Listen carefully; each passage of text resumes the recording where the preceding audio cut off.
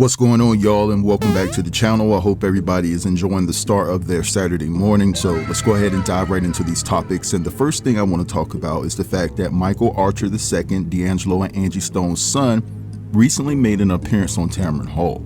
And he revealed some inside details as it pertains to D'Angelo's last days here on Earth, and also he revealed some news that he received on his birthday as it pertains to his mother's health. I want you guys to check out this clip and I'll be back. Father did not tell you he had pancreatic cancer. As I understand, you learned, and so many parents do this, right? They think they're shielding us by not telling us. My understanding is you got a phone call from uncles who told you. Well, yeah, I knew he was in the hospital, but I didn't really know how bad it was, you know what I'm saying? Did you know he had been diagnosed with pancreatic cancer? No, but I kind of put two and two together. How so? You know, he called me on FaceTime and I seen him. You saw him? And, you know, I seen what I saw, and then I started calling my uncles like, man, what's going on? What's going on? And they, you know, he had kind of told everybody, don't tell me. You know, he's like, you going through enough, you know, whatever. But yeah, I ended up getting that call, man. You know, both my uncles called me at the same time, and they basically just gave me the news. So I hurried up, got myself together, packed the bag, and went up there to go be with him. You came to New York to be with your dad. For sure. You grew up, as I said, with two iconic parents, but they are just your parents. Right. So I'm picturing this young man. How old are you now, Michael? 28. You're 28. You're a baby, right? Yeah. You're walking into this hospital, but now you're there. You walk into a very different person in that room. Yeah, you know, it's crazy. I never even really seen my daddy like with an ailment or nothing like that. Like he always, you know, he always was this figure to me. So I see him like that, and I actually see what my eyes was going on. I just bust out crying, you know. He woke up and saw me. He was smiling, so I just hurried up and wiped that off. You know what I'm saying? He telling nurses, he called the nurses like, "Hey man, it's my son right here. That's my son." My mom, you know, she passed on my birthday, like morning after my birthday, and it's like, you know, me and her talk so much, so that's like my best friend. So after it happened, it's like it's just a silence. That was the craziest thing about it. Everything is so quiet. You know, if you riding around Atlanta, you know, you might be driving for an hour and a half. You know, in that hour and a half, my mama is gonna call me to talk about nothing. Like, she's just gonna do that, you know. And, you know, sometimes, you know, while she was here, it was like, oh my God, what she want? But it's like, man, I swear to God, I'd give anything to get one of them calls again, you know. On my birthday, she got the news that she got approved for her kidney. You know what I'm saying? So. The proximity of this news, you learned on your birthday she'd been approved for the kidney. You were supposed to be with her. She told you go celebrate your birthday. Yeah. And not come on the road. She wanted you to be able to enjoy your life. Yeah. She was on the road. Yeah. And you got word about the accident.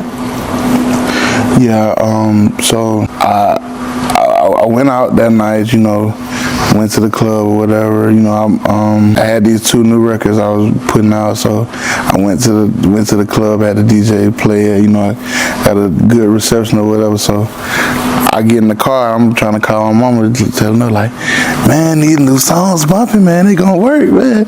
You know, we would talk like that. You know, she didn't answer, so I think she called me. By the time I got home and passed out, she had called me, but I missed that call. And then probably like 6 in the morning, my auntie Blondie and my auntie Deltonia, they came just busting my crib. They like, wake up, wake up. And I'm like, you know, I be confused when I wake up in the morning, but I'm like, what's going on? Like, why y'all here? And they not telling me nothing. They just trying to get my sister on the phone because they want to tell both of us at the same time. So by the time they got my sister on the phone, they let me know that she was in an accident. You know, she had already passed away then, but they didn't tell me that. They was just like, you need to get down here. So, you know, I rode that whole way from Atlanta to Alabama, just kind of like holding out hope, like that she was gonna make it. But the more she didn't call me, it's like I knew. All right, so we just heard all of that, and it's just extremely sad to hear that Angie Stone was approved for a kidney on his birthday, and that would have gave her an additional chance to live for many, many years. You know what I'm saying? So it's just heartbreaking to say the least. Shout out to Michael. I know he's going through a lot internally. I know he has to be struggling to lose your parents in just months of each other. It has to take a toll on you mentally and spiritually and in so many other ways. So shout out to him for showing some toughness and resilience. You know what I'm saying? Now, I do want to talk about something that was expressed to me as it pertains to the interview that he did with Tamron Hall. I'm hearing behind the scenes that Tamron Hall wanted to ask Michael about Angie Stone's gripes as it pertained to her royalties and her publishing and things of that nature, but they're saying that Tamron Hall ran it through Clive Davis's people, even though she wasn't going to mention his name, but she wanted to see if it was just appropriate to ask that question on TV or whatever the case may be. For whatever reason, Tamron Hall didn't feel comfortable asking that question without getting the permission from Clive Davis, because so much of it has to do with him. And I'm told that he rejected it and said that he didn't think it would be a good idea for both parties and it wouldn't be a good idea for her career moving forward. Now, I was told this by a reporter that was covering the Diddy trial. I'm talking about a news anchor, but I'm going to still say that it's all alleged because I don't know if it's true or not, but this is what I was told. Now, another thing that was expressed to me is that Clive Davis pulled up on Netflix when he heard that 50 was working on this documentary and told them that he didn't even want his name mentioned, and if his name was even mentioned one time, that they will face heavy retribution, and he wasn't playing. And so obviously, and we're all privy to this, Clive Davis has a lot of pull and power, and he's feared by a lot of people within the industry, because a lot of people like to bring up the fact that Janice Combs is the reason why Diddy is who he is today. But I would like to say, yeah, she's partly responsible, but Diddy met some people along the way like Andre Harrell. I mean, Diddy was hitting that. Let's just be honest, okay? He was smashing it, right? And then on top of that, you have to think about the fact that Clive Davis played an integral part into Diddy's life and career. But anyway, another thing that I want to bring to y'all's attention, that it's been a rumor on social media for about 3 or 4 days that Jay-Z and Ja Rule and Roc Nation are working behind the scenes to produce a documentary about 50 Cent. And I want to read to you what 50 Cent had to say about somebody bringing this up to him. And he posted this response on Instagram. And this person says, "Tell Fifth that Ja Rule and his first baby mama started following each other on IG an hour ago. Prepare for the worst. Jay-Z, Ja Rule, Roc Nation, Desiree Perez are out to get him out of the paint." 50 then responds and says, "F them all, my momentum make them all get together, LOL." Now, like I said, I've been hearing that they're working on something behind the scenes, but I've only heard it from Ja Rule's side. So I don't know if Jay-Z or Roc Nation has any ties to it, but hey, I wouldn't be surprised at this particular point in time. But anyway, let's move along, and I want to talk about the former S-worker for Cassie and Diddy and Clayton Howard, because he continues to keep both of his feet on Cassie's neck. I want you guys to check out this clip, and I'll be back. Man puts his hand on him don't mean a woman can't be a who likes large members and likes to sleep with a bunch of men. People, the probably the most damaging thing I'm about to say that people are not going to like is this. Audience, Cassie was a who liked to sleep with guys who were good in bed, and I was one of those guys. It's a shame that I am being attacked, and all of these women want to make excuses for a woman who is a Cassandra Ventura was a she may not be a anymore. She grew up, she grew out of it. People change, it's okay. But that time of her life, she liked to have schmecks, she liked to schmuck Enos, she loved all of that, people. She used to do it for hours, and Diddy did not make her. The only thing Diddy used to make her do was stop when she was going too long, and that's the damn truth. Now the sad part is that as the actual victim of this conspiracy, that I still don't get the same respect as Cassie, because Diddy put his hands on her, because she stole his phone and the damn freak off, and the man got caught on camera putting his hands on her. Suddenly she's the Mother Teresa of domestic. People, this is a horrible misconception that is being totally manipulated by people because they need Cassie's domestic violence to hate Diddy. You really don't need Cassie's domestic violence to hate Diddy. People, there is a million different reasons to hate Diddy other than Cassie. People, you need to accept the truth of for what this is. Cassie is not a victim of that RICO. She is most certainly a victim of domestic violence. Yes. She is certainly a victim of domestic physical, yes, people, but it's not because of those encounters. It's because she was in a relationship with a super rich and powerful man who was also horribly toxic and a drug addict. Those are the recipes for domestic violence. When you're constantly in a relationship with someone who is drugged up all the time, emotionally imbalanced, and has a super ego, women, you're gonna get your behind kicked. You know why? Because the second you don't do something that man likes, he's gonna put his hands, feet, and legs up your behind and make you do it. See, you need to understand something, people. Rich men, they use money to control women. But once the money don't work, they don't have the finesse to control women. You know why? Because they've been using money their entire life to control women. This is when these guys get violent. People, I've been broke in my life and I've had money. I've learned how to bag women with no money, and I've learned how to bag them with a lot of money. And the one thing I can tell you definitively is that my relationships that I started out broke and came into money with the woman were always better than relationships I started out with a lot of money and then me and the girl started dating. Because people, you always have problems. People get used to people. Familiarity breeds contempt.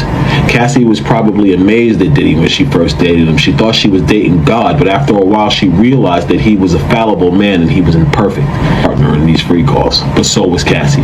Cassie set them up. Cassie. Now, if anybody's getting paid to change the narrative as it pertains to Diddy and this particular situation, it has to be him, because he did not say this in the documentary. He was singing a different tune. I want you guys to drop down in the comments and tell me if I'm wrong, because if my memory serves me correct, in the documentary, he was alluding to the fact that Diddy was making Cassie do all of this, and now all of a sudden, Cassie was so into it that Diddy had to tell her when to stop. I mean, this is just crazy to me. You know what I'm saying? Now, I'm not trying to dismiss his claims that Cassie allegedly gave him an STD. I'm not saying that Cassie isn't running away from the lawsuit that he filed against her and Diddy, but certain parts of his story are inconsistent, and it's just clear as damn day. But anyway, let's move along, and I want to play a portion of what Dame had to say in regards to 50 Cent doing this documentary. I want you guys to check out this clip, and then I'll be back. The Diddy Combs Reckoning.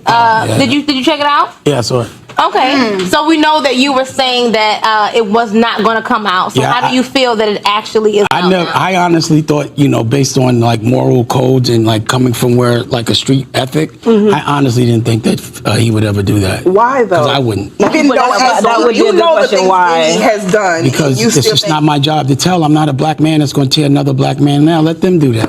But also, like if somebody, again, allegedly, it just seems like somebody, violated his baby mother in front of his kid. So yeah, but that's not how we deal with things from where we're from. Did you check that's him like on the back end? Hey, Did you check him on the back end? I know y'all girls, but I'm not answering that. But what I'm saying is, okay. Did I check on the back end?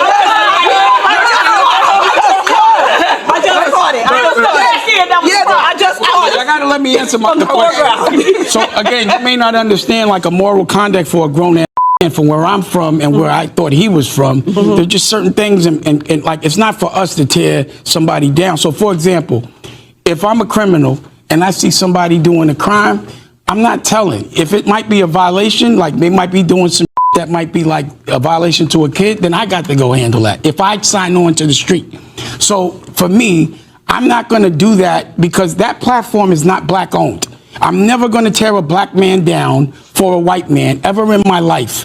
Also, I know Puff, right? And I don't think that, again, I'm not ever going to check for his moral character. As you see, we never did too much business together.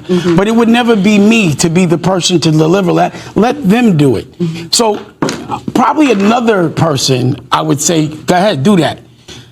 Maybe someone from, so like example, TMZ called me and was like, yo, we want you to do the interview and this, that, and the third. And I'm like, yo, you think I would ever make money for y'all tearing another black man down, even if that man is wrong?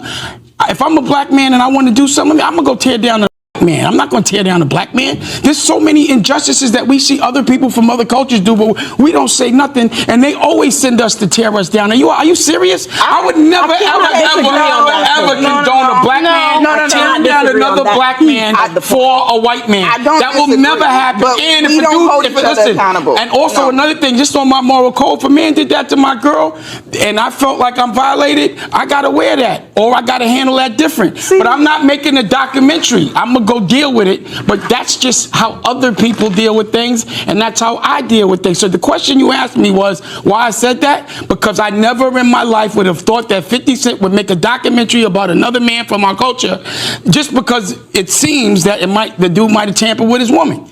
And that's just not what I thought. But let me just say this. I ain't going to speak too much on that other man, 50. The only reason why I said something about it is because he talks about me. So that's the only reason why I said something about it. And to me, he's easy work. But the thing about it is, you don't have to deal with this, right? I'm a culture saver. I'm out here fighting for us every day. Every time I argue with somebody, it's not for me, it's for y'all. Because I'm good. I'm always trying to open the doors and make sure that everyone in our culture understands the path. They're usually misled to think they're weaker than they are. And I'm the guy that's going to show you that you do not have to be scared of them. You could do it on your own, and you do not have to do it for them. And they always send us to tear us down. All right, so we heard what Dame had to say. It's not surprising to me that he will take this position. He's been saying this for years. But I will say this as it pertains to the beef between Diddy and 50. It's interesting that 50 will take this position if it's all over Daphne Joy, because a lot of people don't know 50 used to date Diddy's baby mama Misa, and so it's not above the realm of possibility that Diddy got back at him by turning out Daphne Joy. And this is 50 Cent's way of getting back at Diddy by making this documentary on him. It's very petty if you look at it coming from both ways, or from both sides, should I say. But anyway, I'm gonna let this go right here. I want to hear what you guys have to say about everything I discussed in this video, so drop down in the comments and let a brother know. Don't forget to like, comment, share, and if you're new here, go ahead and sub to the channel. I'll get with you guys later. Peace.